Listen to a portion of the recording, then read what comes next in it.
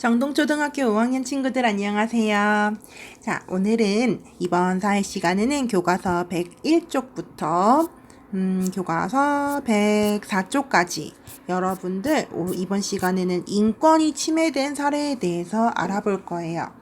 우리 지지난 시간이었죠. 지지난주였죠. 지지난주에 했던 것들 잠깐 떠올려 볼게요.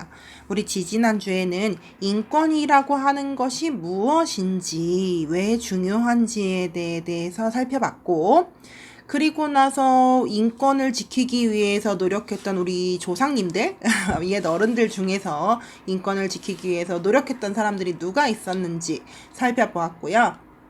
그리고 우리나라 옛날 조선시대에 인권을 지키기 위해서, 인권 신장을 위해서 마련되었던 여러 가지 제도들도 살펴보았어요. 옛날부터 이렇게 인권을 신장시키기 위해서 여러 가지 제도들이 마련되어 있지만 여전히 우리나라도 전 세계에는 인권이 침해되고 있는 사례들이 많이 있습니다. 그래서 오늘은 인권이 침해된 사례를 일단 여러분 주변, 그러니까 학교, 그리고 더 나아가서 우리 지역, 그리고 더 나아가서 전 세계에서 인권이 침해된 사례들을 한번 살펴보려고 합니다. 우선 인권이 무엇인지부터 다시 살펴보는 게 좋겠죠. 우리 친구들 인권이 뭐라고 했었나요? 여러분들 잘 기억 안 나면 얼른 여러분들 교과서 91쪽을 펴보세요. 우리가 갖고 있는 인권이라고 하는 것은 사람들이 태어나서부터 그냥 인간이기 때문에 당연히 가질 수 있는 권리, 인간답게 살 권리, 그게 바로 인권이라고 했어요. 사람이기 때문에 당연히 누리는 권리, 사람이니까 당연히 그렇게 해야지 라고 생각되어지는 것들이 전부 다 인권입니다. 그럼 여러분들 학교에서, 여러분들 교실에서 친구 때문에 속상했던 적 혹시 있었나요? 친구가 별명을 지어서 놀린다던가, 아니면은 친구들이 나의 몸무게를 몰래 보아서 막 소문을 퍼뜨린다던가, 아니면은 나에 대해서 뒷담화를 한다든가, 아니면은 나는 여자라고 축구를 못하거나, 나는 남자라서 공기놀이를 못하게 한다거나, 아니면 카카오톡 같은 데서 단체 채팅방을 만들어서 나에게 함부로 욕설을 한다든가, 아니면 상태 메시지 같은 걸로 나를 저격하는 글을 쓴다든가, 이런 것들 많이 있었을 거예요. 그럼 그것들이 여러분들 왜 속상했다고 느꼈을까요? 아마도 그런 일들이 속상했던 이유는 나 자신이 존중받지 못했기 때문일 거예요. 내가 존중받아야 하는 이유는 뭘까요? 바로 내가 인간이기 때문이죠. 나는 사람이고 난 인간이고, 그러니까 당연히 인간으로서 존중을 받아야 되는 권리, 그게 바로 인권인데, 이렇게 우리 주변에서 잠깐만 둘러봐도 여러분들의 인권이 침해되는 사례들이 많이 있다는 거죠. 여러분들 교과서에 있는 그림들도 한번 같이 살펴봅시다. 여러분들 교과서 101쪽에 있는 그림 4가지를 살펴볼까요? 우리 지난주에 신체 검사 했었죠. 그런데 여학생이 이렇게 몸무게를 재고 있는데 남학생들이 수근수근거리네요. 나 제 몸무게 알아? 몸무게 내가 알려줄까? 알려주면 돼요? 안 돼요? 안 돼요. 내가 만약에 알고 싶어서 아는 게 아니라 우연히 알게 되었다 하더라도 다른 사람의 개인정보를 함부로 떠드는 건 안 되는 일이죠. 두 번째, 여학생들이 공기놀이를 하고 있는데 남학생이 끼고 싶어 하자 넌 남자라서 안 돼 라고 이야기하네요. 이거는 남녀차별이죠. 남자와 여자를 구별하는 편견. 남자는 무조건 파란색 옷을 입어야 돼, 여학생은 분홍색 옷을 입어야 돼, 이런 것 같은 경우. 남자는 밖에 나가서 운동장 가서 축구해야지, 여학생은 그냥 교실에 앉아서 공기놀이 해야 돼. 이런 것들이 남자와 여자를 구별하는 편견이에요. 여러분들 이번에 5학년이 되어서 읽어야 되는 인증도서에 남자와 여자는 같아요 라는 제목의 책도 있거든요. 남자와 여자를 이런 식으로 구별하는 것도 인권 침해라고 할 수 있어요. 그 다음 3번째입니다. 친구 수첩이니까 슬쩍 봐도 되겠지? 돼요? 안 돼요? 안 돼요. 왜냐하면 이 수첩에 적힌 내용은 이 수첩 주인의 것이고, 본인의 비밀을 다른 사람이 함부로 알게 되는 건 이 친구의 인권을 침해하는 게 됩니다. 그리고 내가 쓴 줄 모르겠지 크크크 하고 나쁜 말들을 하고 있네요. 이런 것도 자신이 올린 게시물에 욕설이 달리는 것들, 그래서 속상한 마음이 든다면 그건 역시 인권을 침해당하게 되겠지요. 이렇게 사생활 침해, 편견이나 차별, 사이버 폭력 이런 것들도 전부 다 상대방의 인권을 존중하지 않는 모습입니다. 지금까지 살펴봤던 건 학교 안에서, 교실 안에서 일어나는 인권 침해였고요. 그러면 우리 주변의 마을에서, 우리나라에서 일어나는 인권 침해는 어떤 것들이 있는지 살펴볼 건데 102쪽은 인권 침해 사례 알아보기 위해서 교실에서 친구들과 함께 활동해야 되는 내용이라 하지 않을 거고요. 그 옆에 보면은 이렇게 교과서가 펼쳐지거든요, 친구들. 이렇게 접혀 있어요. 한번 펼쳐보세요. 그러면 지금 화면에 나오는 것 같은 이런 부분이 나옵니다. 103쪽이 나와요. 네, 이렇게 교과서 날개를 펼치면 103쪽이 나와요.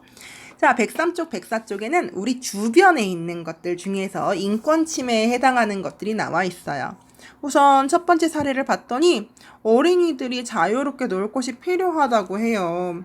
한 5년, 6년쯤 됐던 것 같은데 어린이 놀이터의 기준이 강화되면서 원래 잘 놀고 있던 어린이 놀이터가 안전점검을 통과하지 못해서 이렇게 사용금지 띠가 칭칭 둘러매져 있는 경우를 많이 봤어요. 서울의 어떤 아파트에서는요, 어린이 놀이터가 너무 오래돼서 안전점검을 통과하지 못하자 칭칭 감아놓고 있다가 어린이 놀이터를 아예 없애버리고 주차장을 만들었대요. 그 이유는 어린이 놀이터가 이렇게 짓는데 생각보다 굉장히 비싸거든요. 그래서 그걸 짓는 것보다 차라리 주차장을 만들자라고 해서 어린이들이 놀 곳을 아예 없애버렸다는 거예요. 이렇게 놀이터에서 어린이들은 사실 뛰어노는 게 자기 일인데 어린이들이 뛰어놀 수 있는 공간을 없애버리고 뛰어놀지 못하고 자유롭게 놀지 못하게 하는 것도 어린이들의 인권을 침해하는 행동이라고 할 수 있습니다. 두 번째는요, 다문화 친구예요. 어머니, 아버지가, 그 외국인 어머니에게 태어났는데, 보통은 잘 지내지만, 그러지만 가끔 좀 짓궂은 친구들이 놀릴 때도 있대요. 이런 것도 생김새로 놀리는 것도 인권 침해죠. 이 친구는 자기의 생김새로 놀림을 받아야 할 이유가 전혀 없습니다. 이 친구도 사람이기 때문에 생김새가 좀 다르다고 해서 생김새가 좀 다르긴 하지만 사람이기 때문에 자신의 인권을 가지고 있습니다. 자, 그 다음에 세 번째입니다.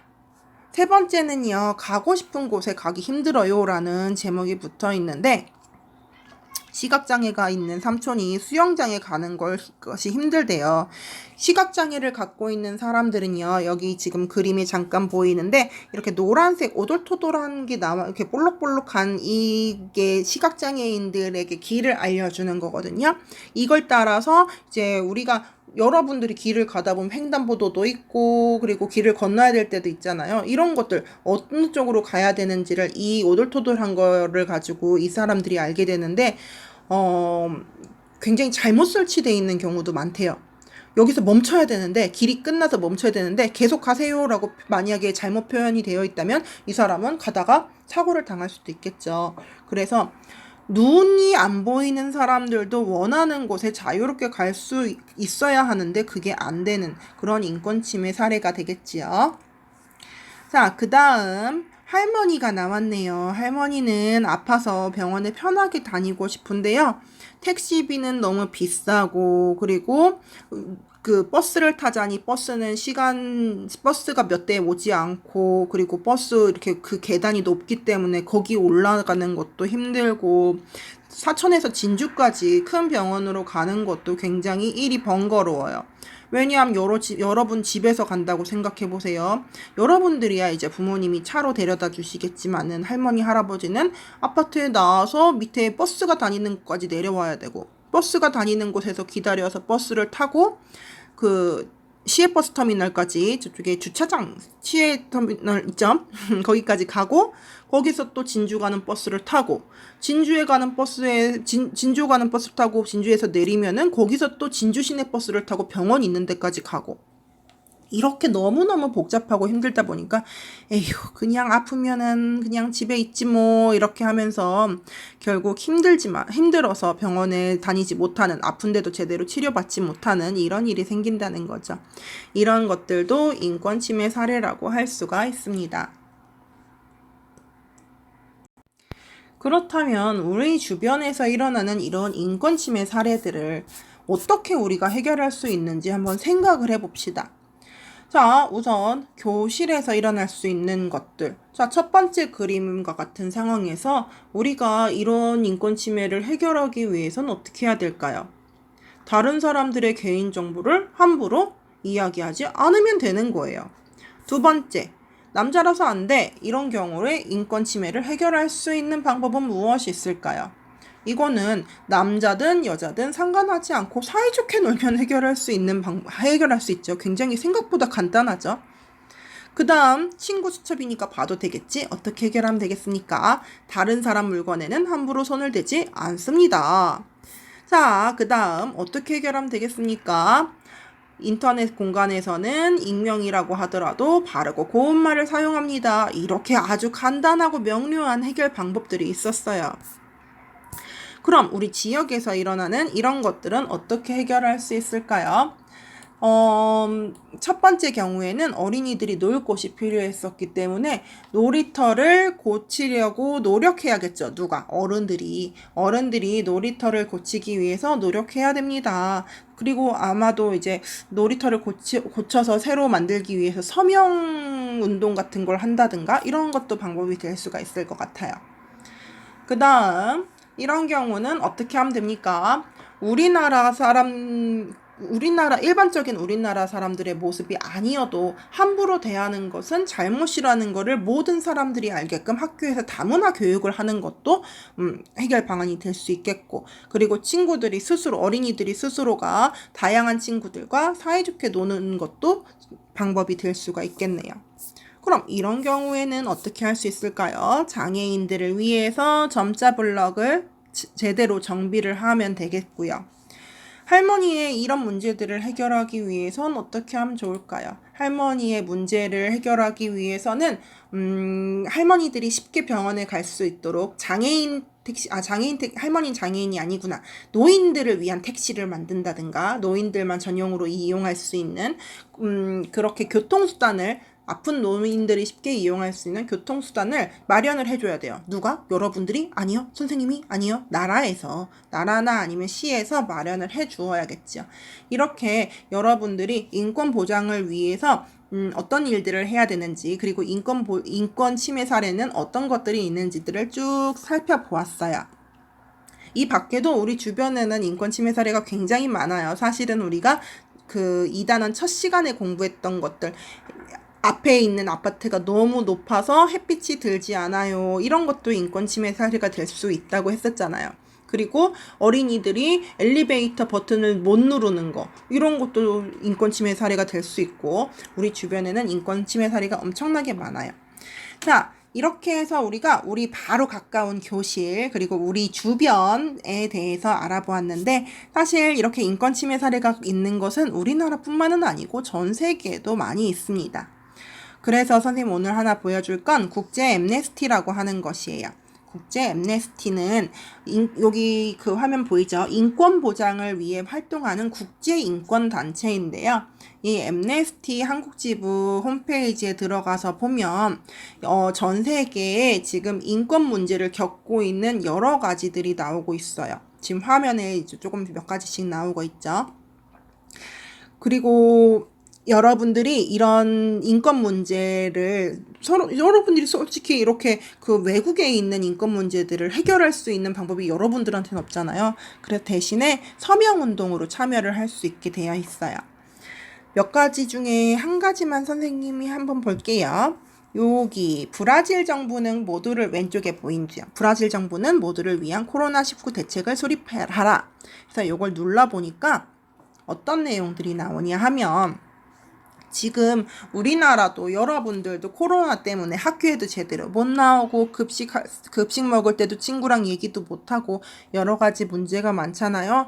그런데 브라질 정부는 더 심하대요. 브라질에서는 엄청나게 빠르게 확대가 되고 있는데, 그럼에도 불구하고 브라질 정부에서는 이 가난한 사람들, 그리고 노인들, 좀 형편이 어려운 이런 사람들이 코로나19에 대응할 수 있도록 해주지를 않는데요. 우리는 그래도 코로나19 검사를 하려면은 전부 다 무료로 해주고 이런 것도 있는데, 여기는 이렇게 열악한 노숙자 이런 사람들을 제대로 보살피지를 않기 때문에 그건 그 사람들이 인권을 침해하는 일이라서 그거를 우리가 대책을 수립하라고 요구를 합시다라고 하는 거예요. 좀 말이 어려운 거예요. 이래서 그러니까 전 세계에 있는 여러 가지 인권 문제들을 이렇게 여기다가 올려놓고 사람들이 관심을 갖게끔 하고 서명운동으로 참여를 할 수 있도록 하고 있습니다. 이거 말고 하나만 더 보면, 이쪽에 보면은 여기 오른쪽에 이란 히잡법에 반대하다 채찍형을 선고받다 나스린 소토데라는 사람이 있는데, 히잡이라는 거 여러분들 알고 있어요? 약간 이란이나 이렇게 그 약간 중동 지역에 가면은 머리하고 얼굴하고 다 천으로 둘러싸고 있잖아요, 여성들이. 이것이 사실 여성들을 약간 남성의 소유물처럼 여기기도 하고, 여자들은 머리카락을 보이면 안 돼, 그거는 굉장히 나쁜 일이야 라고 하면서 남녀차별을 굉장히 심하게 하는 것이거든요. 그런데 이 여성분이 히잡법에 반대를 하다가 채찍으로 맞는 그런 걸 선고를 받았대요. 그래서 이것 때문에 이제 요구를 하는 거예요. 이란에 있는 사람들, 그거는 이 사람은 나쁜 행동을 한 게 아니라 인권을 위해 노력한 거야. 그러니까 이 사람 감옥에 잡아놓지 말고 얼른 석방해. 그리고 이 사람은 무죄야. 이렇게 우리가 요구를 하자는 거죠. 그렇게 해서 여기에 오른쪽에 보면은 이름, 이메일, 휴대폰 이런 것들만 쭉 써서 탄원 편지 보내기를 누르면 바로 내가 이 사람들을 위해서 서명 운동을 한 게 모이게 되는 거예요. 이렇게 해서 전 세계에서 많은 사람들이 서명을 하게 되면 그걸 모아다가 이제 국제 엠네스티라는 이 기구에서 그 서명 운동한 거를 제시를 하면서, 이거 봐, 전 세계 사람들이 이 사람은 무죄래, 유죄가 아니래, 이 시제법에 반대하는 거는 당연한 일이래 라고 하면서 이제 우리의 요구를 이야기를 할 수 있게 되는 거죠. 이렇게 하면서 우리의 인권, 전 세계의 인권을 지켜가고 있는 단체입니다. 자, 여러분들 지금까지 이제 쭉 인권 침해 사례, 그리고 그것들을 어떻게 하면은 우리가 다시 지킬 수 있는지, 인권 침해 사례를 해결하기 위해서는 어떤 행동들을 할 수 있는지, 이런 것들을 살펴보았어요. 자, 그러면은 혹시 여러분들 주변에서 인권 침해 사례를 한번 살펴볼 수 있겠습니까? 교과서에 나온 거 말고 썼으면 좋겠는데, 그러면 좀 어려울 수도 있겠죠? 일단은 지금 선생님이 보니까 이번 시간에 선생님 설명만 한 17분 정도인데 아직 쌓일 시간이 20분이나 남았잖아요. 여러분들 주변에 인권 침해 사례가 어떤 것들이 있는지 한번 살펴보세요. 잘 생각이 안 나면 네이버 같은 곳에다가 인권 침해 사례라고 해서 검색도 한번 해보세요. 그렇게 해서 우리 주변에 어떤 인권 침해 사례가 있는지를 살펴보고, 그리고 그 인권 침해 사례를 해결하기 위해서는 어떻게 해야 되는지까지 여러분들이 댓글에 적는 게 바로 오늘의 과제입니다. 그러니까 이렇게 적을 수 있겠네요. 시각장애인들이 가고 싶은 곳에 가기 힘든 것도 인권 침해 사례입니다. 그러니까 이걸 해결하기 위해서는 시각장애인들이 가고 싶은 곳을 쉽게 갈 수 있도록, 올바르게 갈 수 있도록 점자 블록들을 제대로 설치해야 합니다. 이런 식으로 여러분들이 인권 침해 사례, 그리고 그 해결 방안을 댓글로 적어주세요. 그리고 여러분들 반드시 다른 친구들이 올린 글들도 꼭 한번 확인하세요. 알겠죠? 그렇게 해서 여러분들이 이런 인권 침해 사례도 있구나 하고 알게 되는 것, 그게 오늘 수업의 포인트입니다. 그러면 오늘 공부 열심히 한 친구들 수고했고요. 우린 다음에 만나요. 안녕.